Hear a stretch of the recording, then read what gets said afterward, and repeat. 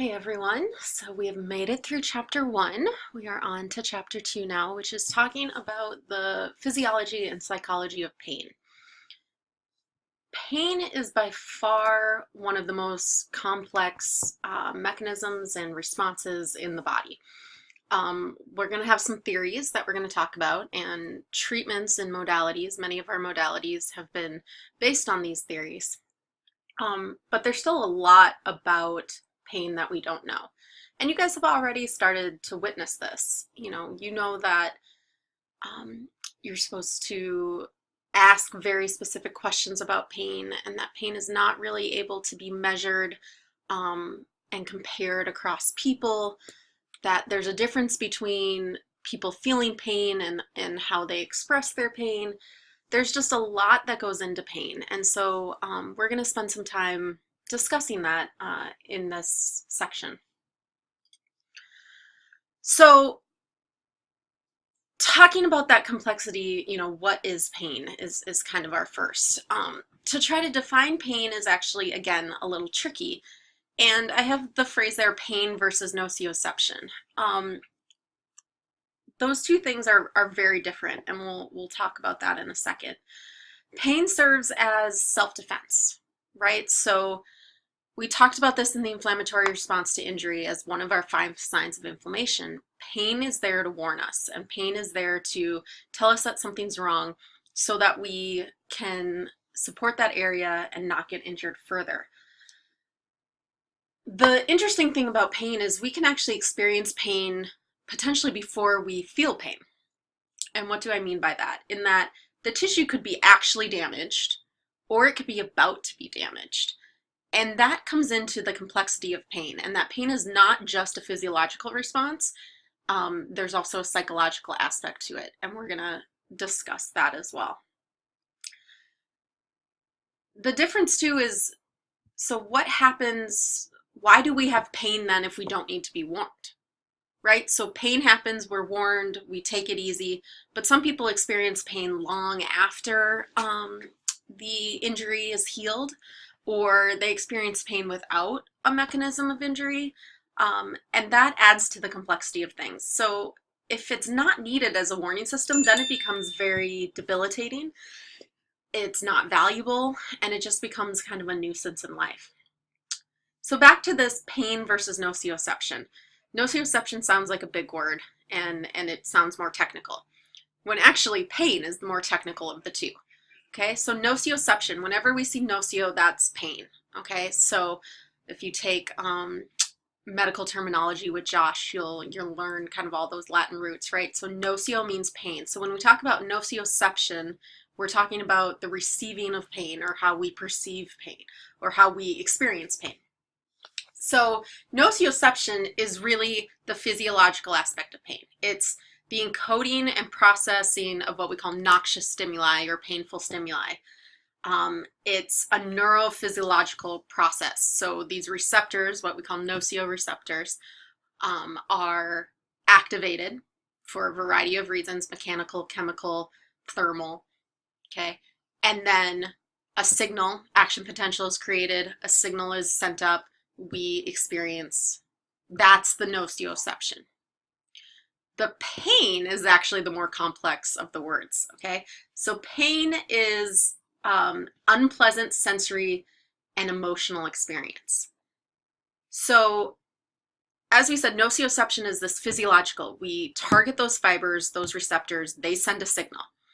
It's what happens after that signal that we call pain. So pain is our processing of that signal. It takes into account so many other things, and it's again very individualized. So again, the same person could experience the same amount of nociception, but have a very different perceived pain out of that. So why do we experience pain? We already talked about that a little bit with it's a warning signal, okay?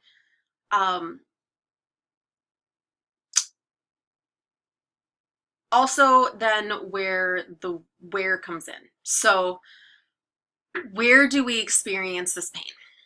So the main parts of this are within the nervous system.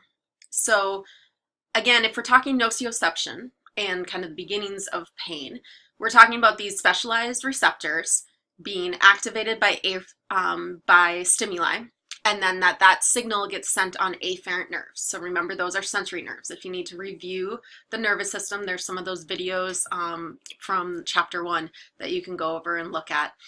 But we're sending it on afferent sensory nerves. The perception of the pain all pretty much occurs in the cerebral cortex, okay? And specifically some areas of the cerebral cortex, which is responsible for altering perception, for reaction to pain, things like that. So again, there's some videos to do after this section that will review kind of how those receptors, the type of receptors, what they are, how they can get information to the cerebral cortex, and where in the cerebral cortex that goes. So how do we experience pain? There's kind of 3 aspects of pain. Sensory discriminative, which is how we actually sense pain and where we localize it to an area, okay, or a source, and the type of pain that we experience. So a lot of our questions, think back to taking this to your patient, a lot of the questions you ask deal with sensory and discriminative pain. Where is it located? Can you describe the type of pain, the intensity of the pain, things like that. We tend to focus really heavily on the sensory discriminative. Cognitive evaluative is how the individual interprets those sensations based on other aspects of their life. So past experiences, expected outcomes. We'll go into a few more of those things in a minute. And then the affective motivational aspect of pain. This is influenced by the limbic system. So the limbic system is part of your brain, a part of your evaluative system, and it's responsible for controlling emotions. So the affective motivational deals with and affects the internal responses, so things like fear and anxiety, and the outward responses, crying, shouting out, gritting the teeth, you know, those expressions, all in response to that stimuli.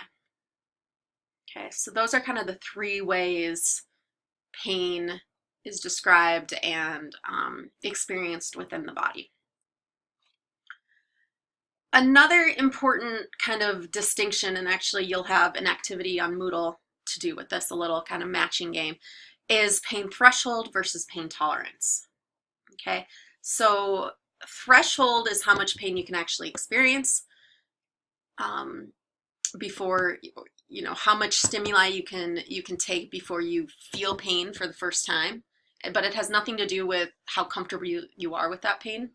Pain tolerance, on the other hand, is how much pain can you tolerate, how much pain can you take before you physically have to pull away. And so both of those things are play a role in the complexity of pain. So again, do that activity and you'll be able to learn a little bit more about pain threshold and pain tolerance. So again, pain is directly linked to how we perceive pain. Pain is just a signal. Nociception is just a signal. It doesn't become pain until we have a perception of that. And so there's lots of things that influence pain perception, which is again why it's so complex and so individualized. And not only do these things influence our perception, but they influence our response to pain as well. So past experiences. Have you been injured before? Did that injury have some sort of consequence in your life? Have you watched other people get injured? And so again, when we're thinking about our athletes, this becomes even a bigger concern, right? Because there's now so much tied into them being an athlete. So you've done a little bit of kind of psychological aspects of injury in your techniques classes. You know, people tie their identity to being an athlete. And so when an injury happens and that potentially is threatened, there's a lot of emotional baggage that goes into that. So again, past experiences, consequences of previous injuries, fear, association. This is all limbic system stuff. This is this emotional processing and controlling emotions. Another kind of influence is expectations. So should they be able to handle this? Have they, you know, Do they think they should be mature enough to deal with this? Or is this, again, are they going to be expected to act in a certain way?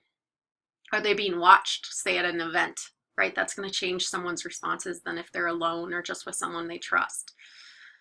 Social cultural influences. So their background, how they were raised. Ethnicity plays a big role. Religion plays a big role. Some of that was talked about in your cultural competence in healthcare, right? And how we need to think about how different cultures respond to pain and respond to injury. Socioeconomic status. You know, it's one thing to be at a high school or a D3 college, but if this was going to be part of their career, what does that mean? Or maybe they are an athlete, and a high school athlete or a college athlete that has to be working, and this is now going to affect their career, or their ability to continue to go to college or things like that. All that plays a role. And then personality, age, and gender. So extroverts and introverts will actually experience pain differently, okay? And they will express that pain differently. Not necessarily that they're tolerating pain differently, but what they express to you might be different. Aging lowers the pain threshold, but also increases pain tolerance. So, you know, we actually experience pain at a lower level, or nociception at a lower level potentially, but we can tolerate more pain. And again, a lot of that is cultural or kind of background or what are expected of us. You know, we shouldn't cry. We're not 5 years old, right? So that puts on a lot of that. Gender. So men tend to have a higher tolerance and a threshold, but actually this research was really interesting because it comes down to also, are women maybe just more apt to allow the expression of pain? So they can actually maybe tolerate the same amount or more pain, but they're willing to share their expression of the pain. So research on that's really interesting. I suggest looking at it if that's something that interests you. So again, how we deal and sense pain all deals with our somatosensory system. Okay, and so the next couple videos all deal with the somatosensory system, how we actually take nociception, how we sense pain, how we process that pain in the homunculus of the brain, all of that. So you'll learn more about that in the coming videos. One other term there, hyposthesia or hyperalgesia. So we tend to think of these as hypo when we've been dealing with injury, right? So hyposthesia, hyperalgesia, so not being able to feel pain or not being able to kind of feel anything. When pain occurs, it can actually heighten the somatosensory system, and that's the hyper in these conversations. So hyposthesia is abnormally sensitivity in the damaged tissue, and so when that gets stimulated, even by a normally non-painful stimuli, it can actually increase nociception. We can actually increase pain stimulus in the area. And that has to do with the tissue cell destruction in the area. Hyperalgesia is where in that tissue and nearby tissue, we actually have a reduction in the pain threshold. So we experience pain sooner in those tissues. The nociceptors are essentially kind of primed. They're waiting to experience more pain because they've been trained with what we call positive feedback, right? That we're sending a lot of signals right now onto this nerve fiber, and so it's going to be more likely to send an action potential. So we get a reduction in pain threshold, and that causes hypersensitivity to nociceptors. And that can happen primarily at the site of the damaged tissue, or secondarily when it can actually spread to adjacent tissues. Okay, so go in, watch your somatosensory videos. Those aren't done by me because I actually found some ones that I think say it equally, if not 1,000 times better than I could.